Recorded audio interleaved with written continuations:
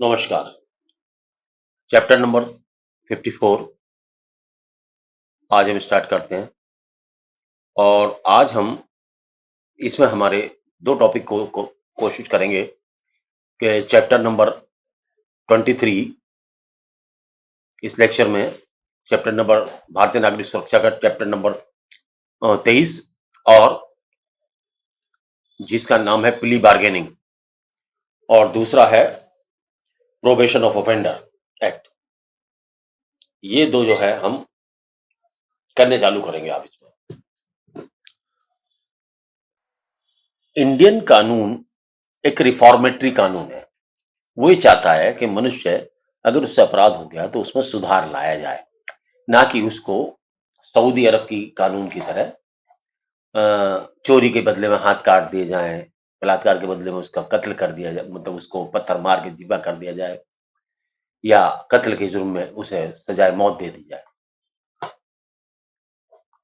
देखिए, उनका अपना कानून है, हम उसकी भी बुराई नहीं करेंगे। यहाँ पर बुराई करना हमारा किसी का काम नहीं है, बुराई करना अच्छी बात नहीं है। उन्होंने अपने देश में जैसी उन्हें उचित व्यवस्था लगी उन्होंने अपनी की। और अगर देखा जाए तो उनकी व्यवस्था भी खराब नहीं है। उनके यहाँ क्राइम देखिए रेट कितना कम है। ये सब इसी वजह से कंट्रोल भी हुआ। ये नहीं कहते कि हम बुरा है, लेकिन हम फिर भी हिंसात्मक प्रवृत्ति से बचते हुए हम अपने मनुष्य को हम अपने देश में चाहते हैं कि कानून रिफॉर्मेटरी हो। तो क्योंकि हम उस परिवेश में पल रहे हैं जिसमें रिफॉर्मेटरी कानून की बात होती है, तो हम उसी की बात करेंगे। तो इसीलिए ये वकीलों के लिए भी अच्छा टॉपिक है। जो एडवोकेट्स जिनके क्लाइंट ने पहली बार कोई अपराध किया है, तो वो इस प्ली बार्गेनिंग का या probation of good probation of offender act का फायदा उठा सकते हैं। ये क्या है? अभियुक्त को, अपराधी को सुधरने का एक मौका देने का एक तरीका है। इसका अध्ययन प्ली बार्गेनिंग का हम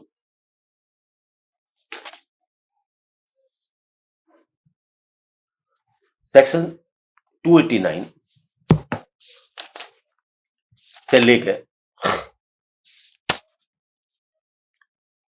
296 तक करते हैं। 289 से 280 300 तक ही समझ लो, 300 तक करते हैं। और probation of good offender, probation of offender का जो हम है वो उसे हम 200 में सेक्शन 400 में करते हैं। तो आपको इन सेक्शंस का ज्ञान होना जरूरी है और इनकी क्या प्रक्रिया है ये आपको बताने का आज मेरा उद्देश्य है। कल मैंने इस पे टॉपिक बनाया तो था, लेकिन एक्चुअली क्या हुआ, मेरा जो है वीडियो किसी तरीके से शूट, मैं आपको बताना चाहता हूं। यदि कोई ऐसा अपराध, सबसे पहले सेक्शन 289, यदि कोई व्यक्ति जिसने कोई ऐसा अपराध किया है जिसकी में सजा 7 साल से कम है और वो उसका पहला अपराध है, पहला अपराध है, तथा वह अपराध सोशियो और इकोनॉमिक, सामाजिक और आर्थिक दशा से भारत के ऊपर प्रभाव डालने वाला नहीं है, तथा महिलाओं और बालक से संबंधित वो अपराध नहीं है, तो हम ऐसे व्यक्ति को जिसको आज तक सजा नहीं हुई है और उसके खिलाफ पहला ही आरोप पत्र दाखिल हुआ है, उसके लिए हम सेक्शन 289 के तहत न्यायालय से प्रार्थना कर सकते हैं। यही सेक्शन है। ये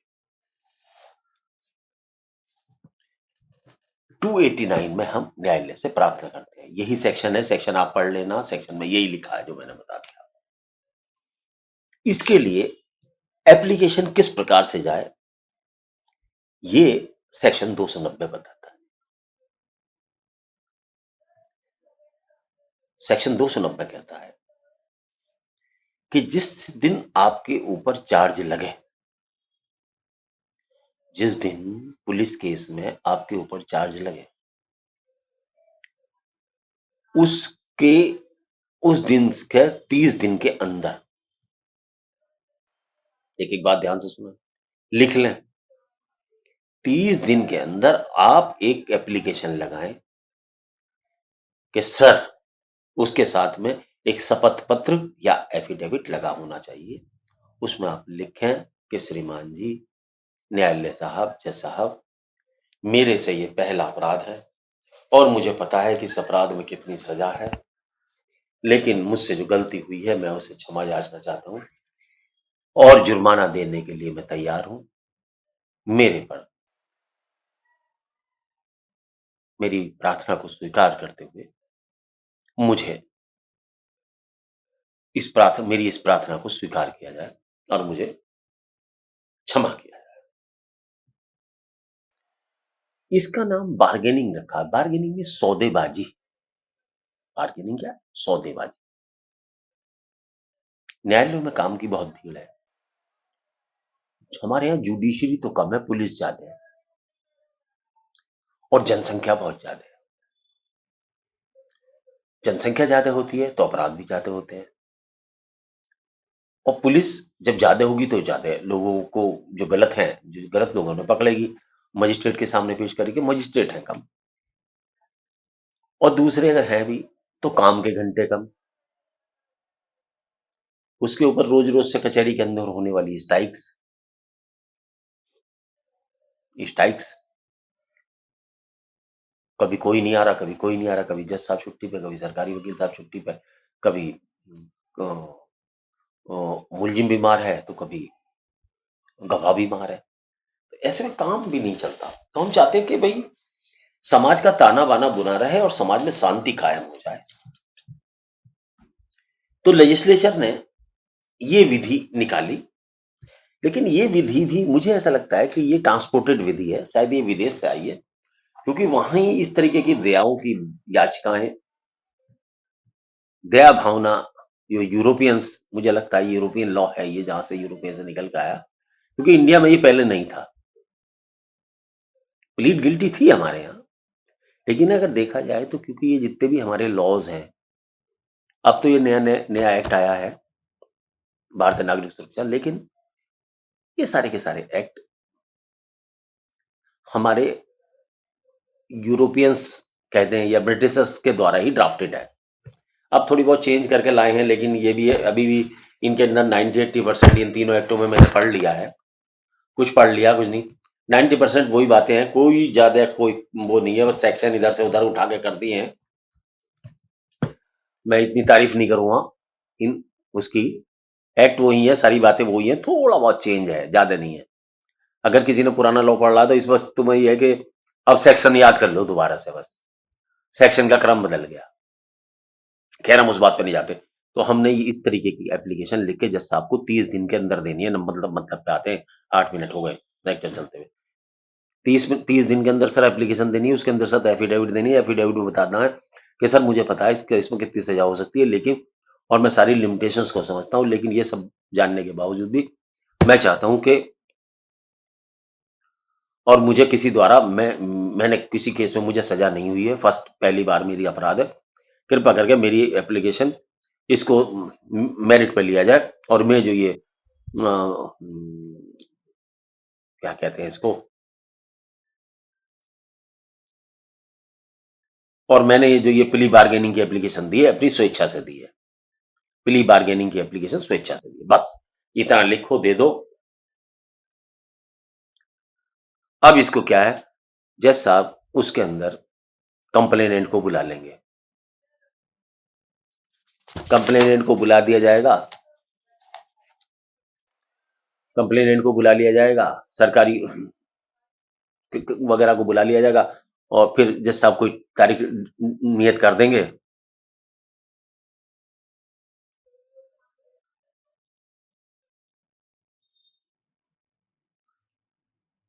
देंगे और उसके बाद में एक मीटिंग सी करेंगे।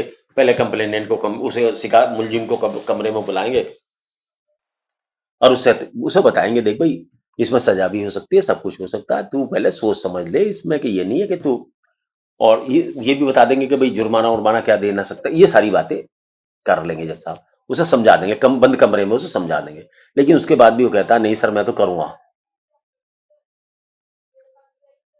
तो क्या होगा, जज साहब जो है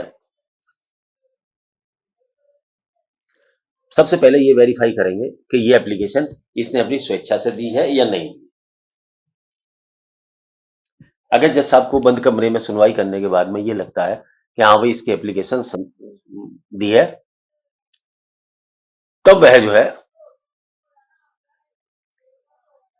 वो कंप्लेन, जो मुलजिम है उसे 60 दिन का समय देंगे कि भाई तू जो है जैसे भी हो शिकायतकर्ता से बातचीत करना चाहे जो कर ले और उसे निपटा मामला। अब न्यायालय जो है उसके ऊपर क्या करेंगे, मामले में परिवार हाजिर होते हैं और वहां न्यायालय समाधान करने के लिए अभियुक्त से अपनी स्वच्छता के, तो इसके जो सबसेक्शन 4 है 290 का, उसके अंदर शिकायतकर्ता वगैरह को बुला लेंगे और सब बातचीत करने के बाद में 60 दिन का समय इन दोनों पार्टीज को दे दिया जाएगा कि भाई ये डिसाइड कर लो जाओ मामला क्या है। जब वो दोनों पार्टीज मामला डिसाइड कर लेंगे, अब इसका क्या प्रोसीजर है सुन लें।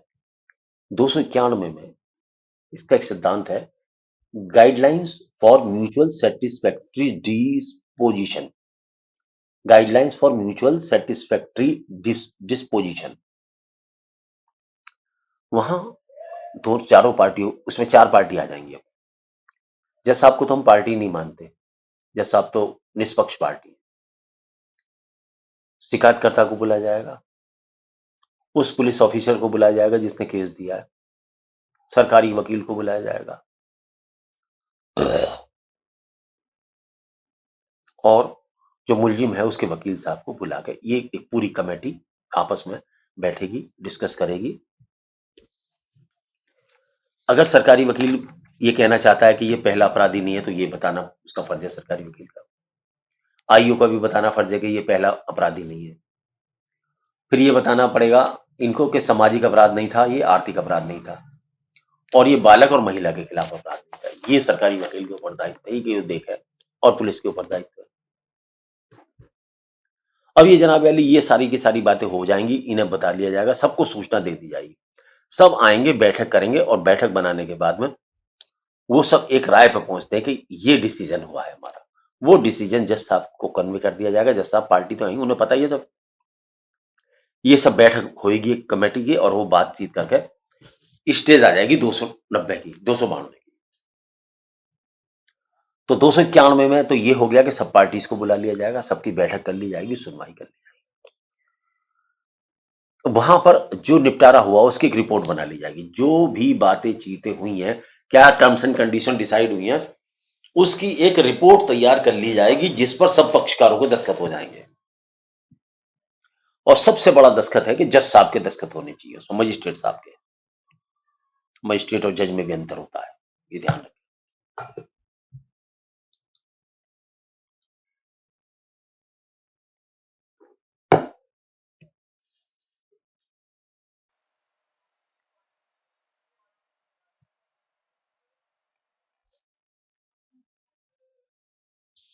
ये सारी परिस्थिति होने के बाद में वो रिपोर्ट पर सबके दस्तखत हो जाएंगे और मामले का निपटारा कर दिया जाएगा। सजाए वजाएं सारी साहब पहले ही तय हो चुकी होती है, कंपनसेशन देने का प्रोविजन होता है, कंपनसेशन वगैरह देकर 293 में मामले का निपटारा कर दिया जाएगा।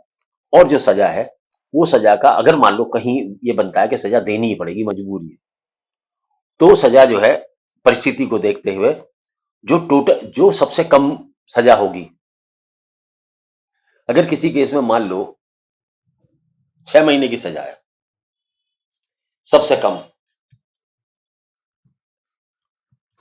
तो उसकी 1/4, 1/2, 1/2 सजा दे दी जाएगी।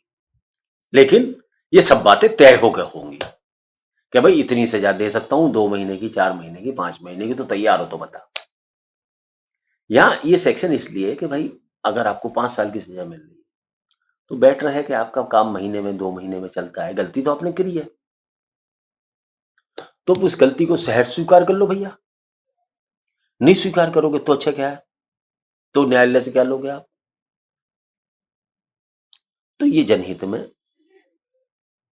ये सेक्शन बनाया गया।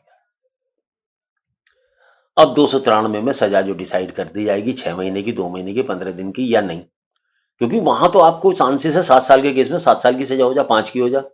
यहां यह है कि उसकी जो मिनिमम सजा उसकी 1/4 और कई जगह 1/6 भी है, सजा की 1/6 सजा भी दी जा सकती है। तो ये क्या परिस्थिति होंगी, ये किसमें 1st 2nd में कौन सी दी जाएगी, ये 293 में बताता है कि किस किस कंडीशंस में मिनिमम सजा की आधी, कौन सी सजा में उसकी 1/4 और कौन सी में 1/4 और कौन सी में 1/6 दी जाएगी। ये सारी की सारी बातें 293 में बताता है। लेकिन यदि एक बार आपस में बैठ के डिस्कशन हो जाता है तो सजा वजह सब तय हो जाती है और उसमें फिर ये वाला 1 सेकंड का नहीं बल्कि फाइनली हो जाता है वो। तो ये सजाएं भी अगर आपको इसके लिए, तो इसके लिए डिस्क्रिप्शन में लिंक में इस सेक्शन को कोट करवा दूंगा, उसमें आप सेक्शन देख लें, क्योंकि मैं इतना पढ़ूंगा तो फिर मेरा 15 मिनट तो हो चुके हैं। अभी एक टॉपिक आपको मुझे और पढ़ाना है। ये आपके व्यक्तिगत, ये उसका मामला है पढ़ने का कि आप इसको देखें। मेरा काम है आपको समझा देना कि क्या क्या इसकी बारीकियां हैं। न्यायालय का जो निर्णय होगा वो फाइनल होगा और इसके निर्णय की अपील नहीं हो सकती है। 294 न्यायालय के निर्णय की बात करता है, जजमेंट ऑफ ए कोर्ट। 295 कहता है कि इसमें जो जजमेंट होगा वो फाइनल होगा, उसकी कोई अपील रिवीजन नहीं है। अगर अपील रिवीजन होगी तो केवल रिट जुडिक्शन में आप चैलेंज कर सकते हो, रिट में चैलेंज हो सकते हो। रिट का मतलब कम से कम हाई कोर्ट, और रिट के लिए भी आपको स्पेशल लीव पिटीशन अर्थात इजाजत लेनी होगी। तो ये था चैप्टर प्ली बार्गेनिंग। इसके अंदर एक और बात है, यदि आप जेल में हैं केस में और आपने 25 दिन की सजा काट रखी है तो वो सजा जो आपको दी जाएगी उसमें से कम कर दी जाएगी। यदि मान लो आप 4 महीने से जेल में थे इस केस में, पहली बार में अपराध में 4 महीने में जेल में थे, आप पे बेल नहीं हुई, तो आपको क्या किया जाएगा, आपको जो सजा है 297 में, मान लो उसमें आपको 6 महीने की सजा दी और आप मान लो सपोज करो उसमें 5 महीने की पहली काट चुके हैं, तो 5 महीने की आपकी खत्म हो जाएगी और 1 महीने की काट के आप बाहर आ जाएंगे। तो ये भी प्रोविजन जनाब आली आपको दिया गया है। बहुत अच्छा तरीका है ये क्राइम को निपटारा करने का, वादों को और मोहल्ले में शांति कायम करने के लिए। क्योंकि एक बार जब लड़ाई हो जाती है तो एक बार सजा हो गई, उसे सजा हो जाती है, वो फिर लड़ाई करने के मूड में आता है। अगर सजा नहीं होती है तो वो फिर वो जिसके चोट लगी थी वो बदला लेना चाहता है। लेकिन ये एमिकेबल सेटलमेंट यदि हो जाता है तो ज्यादा बढ़िया है। तो यहां हमने आपको ये बताने की कोशिश करी कि किस तरीके से एमिकेबल सेटलमेंट का ये प्ली बार्गेनिंग है।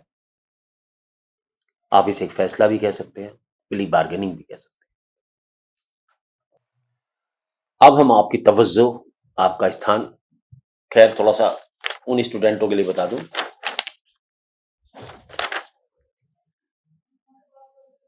Chapter plea bargaining deals for a first time offender. In this case, if a person's committed offense where punishment is provided up to 7 years, can move application in the court within 30 days from framing of charge. भाई देखो, मैं हूं हिंदी भाषी, अंग्रेजी में बहुत अच्छा explanation मेरा नहीं है, लेकिन कोशिश करता हूं क्योंकि अंग्रेजी भाषी भी सुनते हैं। 30 days में he will move application before 30 days and the person accused must be of first offender. Thereafter he will file his application, the accused will file his application along with the affidavit in which he will clear or take oath that he know all the facts and circumstances and consequences of moving application, and his application is voluntary. Thereafter, in subsection 4, the magistrate will call complainant inside the room, applicant oblique accused in his room, and discuss the matter with him and ask him whether his complaint is whether his application is voluntary or not. When he accept that his application is voluntary, he will call the complainant and he will provide opportunity to both of them to compromise within 16 days. Thereafter, again, magistrate organize a meeting in which complainant, public prosecutor, IO of this case, investigation officer of this case, defense counsel, all were called and asked to sit in meeting. Thereafter, a proposal was prepared that is called report of mutual satisfactory deposition. On it was signed by all the members, including the presiding officer. Thereafter, in section 293, accused was convicted for minimum one half of the minimum sentence provided in the offense. Thereafter, magistrate pronounced his judgment. As per section 295, judgment of the magistrate is a final. There is no provision of appeal in this section if the case is decided under these sections of plea bargaining. If any person is not satisfied, he can challenge this order in writ jurisdiction of Honorable High Court. The order is the final one.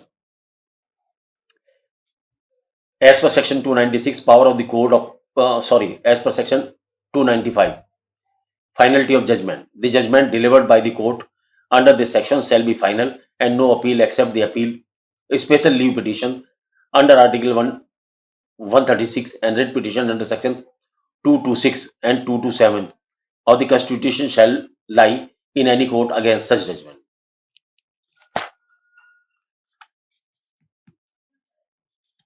Section 297, period of detention undergone by accused to be set off against the sentence of imprisonment. The provision of section 468 shall apply for the setting of the period of the detention undergone by the accused against the sentence of imprisonment imposed under this chapter, in the same manner as they apply in respect of the imprisonment under other provisions of the Sanhita. This is the best remedy available in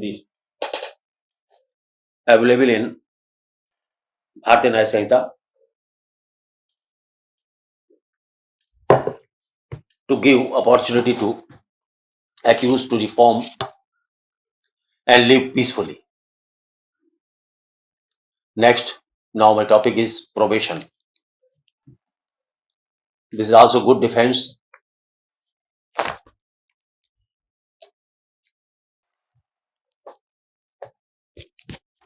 section 401, आप इसे खुद भी पढ़ें, मैं आपको बताता हूं. ये प्ली बार्गेनिंग जो थी, ये तो चार्ज से स्टार्ट होती है, जैसी चार्ज चालू होता है, और उसके 30 दिन तक आपको इसका मौका मिलता है या जज साहब की परमिशन मिल जाए आपको तो. लेकिन ये सेक्शन 401 जो है, ये कहता है सदाचरण की परिवीक्षा पर या भर्त्सना के पश्चात छोड़ देने का आदेश.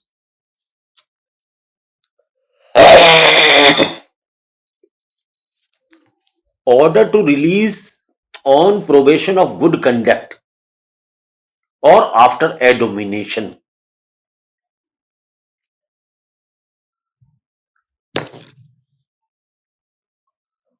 ये एक्ट क्या कहता है? देखो, है बड़ा सा. जो कोई व्यक्ति 21 साल से कम का नहीं है,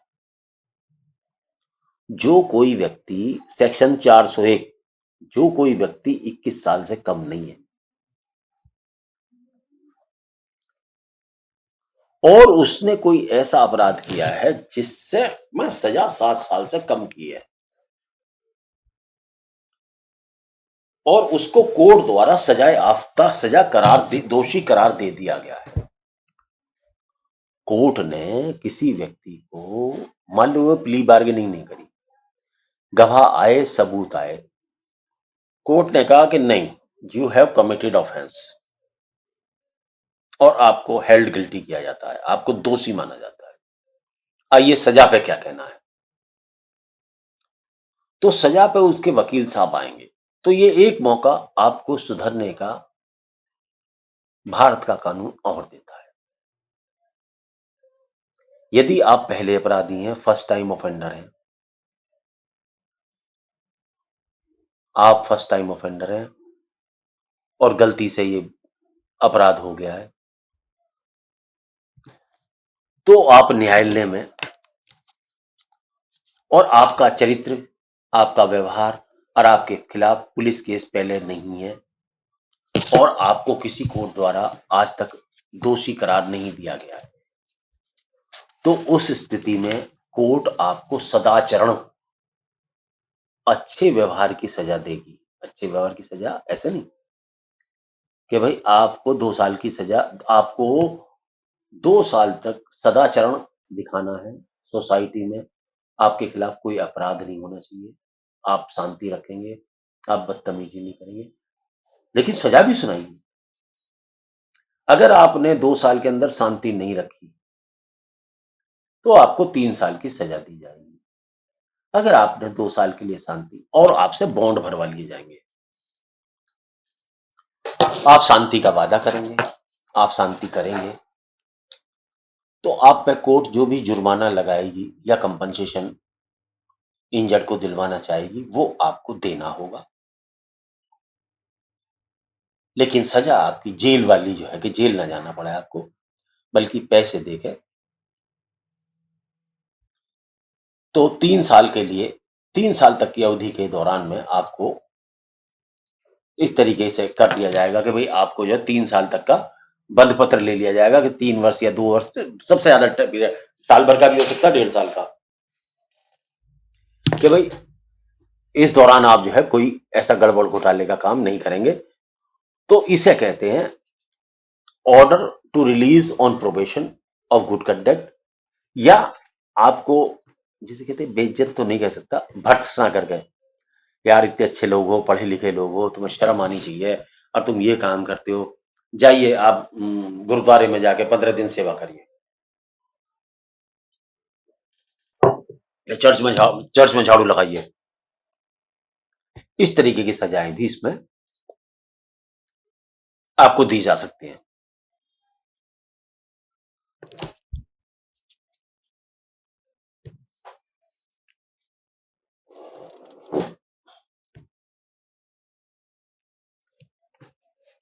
तो ये भर्त्सना वाला जो चैप्टर है मैं आपको पढ़ देता हूं। किसी ऐसी दशा के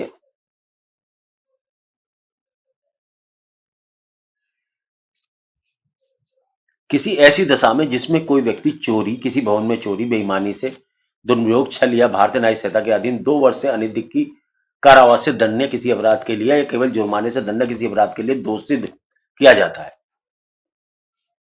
और उसके विरुद्ध कोई पूर्व दोषी सिद्धि साबित नहीं की गई है, वह, यदि वह न्यायालय जिसके समक्ष वह ऐसी दोष सिद्ध किया गया है ठीक समझे, तो वह अपराधी की आयु, व्यवहार, पूर्वत शारीरिक, मानसिक दशा और अपराध की तुच्छ प्रवृत्ति को देखते हुए कहीं परिसमनकारी परिस्थितियों को जिसमें अपराध किया गया है ध्यान में रखते हुए कोई दंडास देने के बजाय सम्यक भर्त्सना कर के पश्चात भी छोड़ सकता है।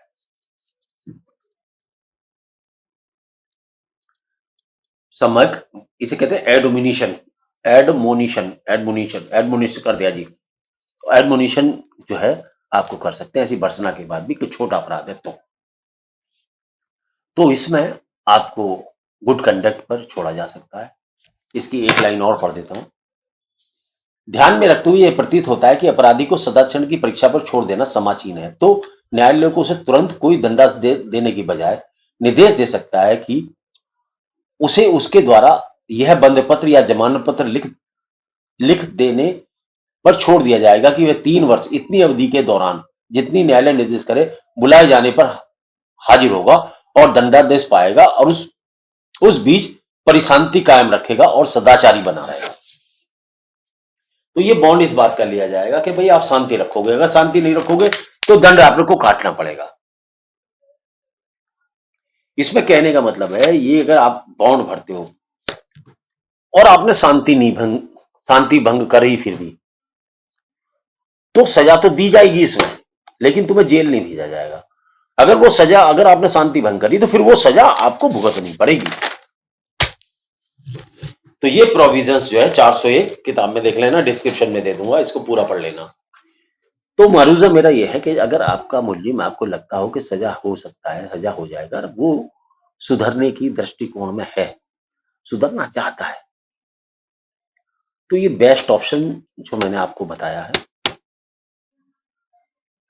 इसको न्यायालय में यूज कर सकते हैं आप। तो ठीक है, आज के लिए इतना ही। अगला टॉपिक क्या होगा ये देखेंगे मौके के बाद।